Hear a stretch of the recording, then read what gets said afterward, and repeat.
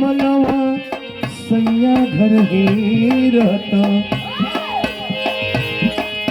हर टूटता बदनवा पुरवा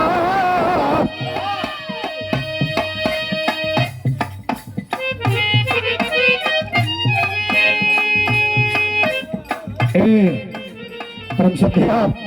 कुबेर भैया के बड़े सुपुत्र हैं संत बहादुर चौहान जी बड़े सुपुत्र आपके तरफ से ये बहुत रुपया से सम्मान रहा परमात्मा हर मोड़ पे सुखी रखे कहना है हर टूटता बदनवा पुरवा अरे पागल कैलसी मनवा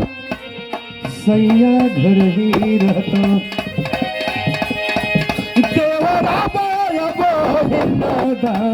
सैया घर ही रहता देवरा बलारी काला